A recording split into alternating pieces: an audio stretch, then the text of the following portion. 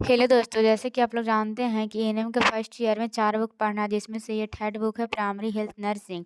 इसमें से section A को यूनिट 1 को क्लासिफिकेशन करा रहे हैं। तो ये वीडियो नंबर 4 है, जिसमें हम बींग्स सिद्धांत या थ्योरी के बारे में हम आपको अभी समझाएंगे।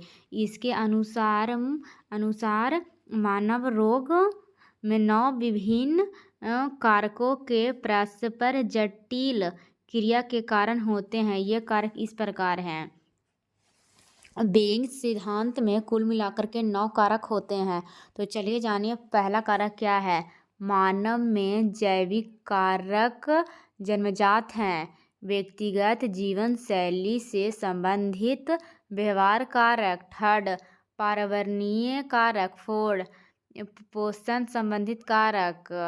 5, आनुवंशिक। 6, प्रतिरक्षा। 7, सामाजिक। 8, आध्यात्मिक। और 9, सेवा कारक। पहला है रोगाणु सिद्धांत। इस सिद्धांत को लुई पाश्चर द्वारा दिया गया है। इसके अनुसार रोगों के उत्पत्ति का कारक जीवाणु या रोगाणु को माना जाता है। रोग सिद्धांत के अनुसार रोगाणु या जीवाणु को माना जाता है। इसे लुई पाश्चर ने दिया था। वेब का कारणीय सिद्धांत।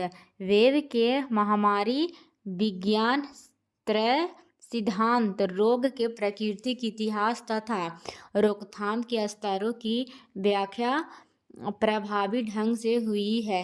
वेब के महामारी विज्ञान त्रय सिद्धांत रोग के प्राथमिक इतिहास तथा इसमें कहा गया है कि जो सिद्धांत रोग है, इसमें प्राकृतिक इतिहास में रोकथाम के स्तरों की व्याख्या की गई है। इसमें रोग के 3 घटक मेजबान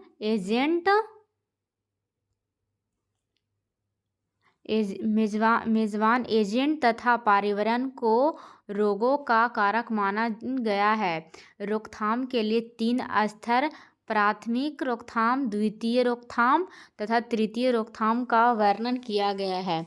प्राथमिक रोकथाम रोग को होने से पूर्व ही रोकने का प्रयास करता है। प्राथमिक रोकथाम का मतलब ये होता है कि रोगी को रोग पता होने के पहले ही ठीक किया जाना।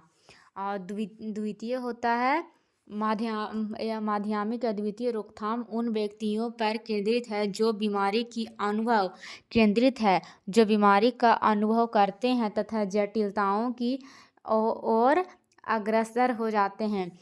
मीडियम या माध्यमिक उनके कहते हैं जिनको लगता है कि हाँ हमें होने वाला है, अनुभव उनको होता है कि हमको बीमारी होने वाला है।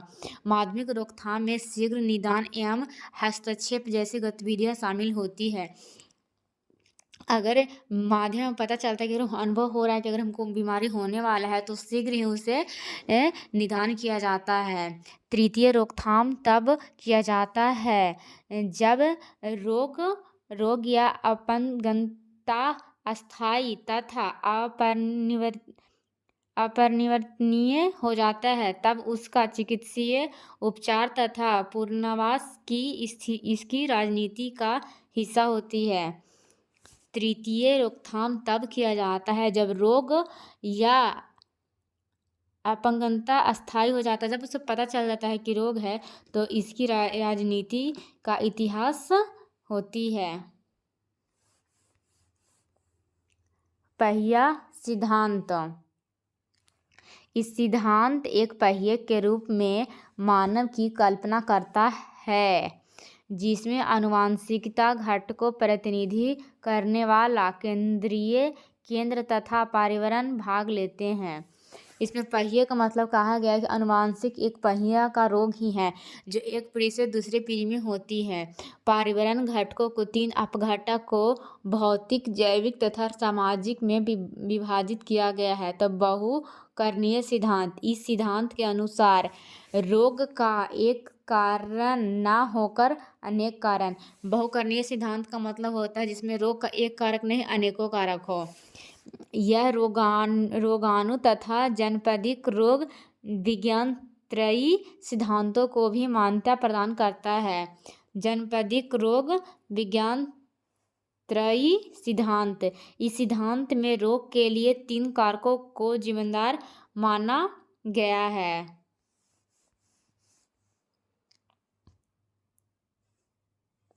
इस सिद्धांत के अनुसार कारक पहला, दूसरा परपोषी और तीसरा पर्यावरण तीनों ही रोग उत्पत्ति के मुख्य आधार हैं। बीमारी का वर्गीकरण।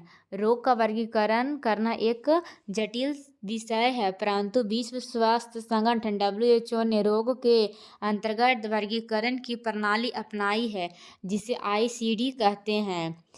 रोग का वर्गीकरण इतना आसान नहीं है, परंतु जो विश्व स्वास्थ्य संगठन WHO है उन्होंने एक प्रणाली अपनाई है जिसे ICD कहते हैं। रोग निदान शास्त्र के अनुसार रोगों का वर्गीकरण निम्न आधार पर किया गया। पहला है रोग का कारक।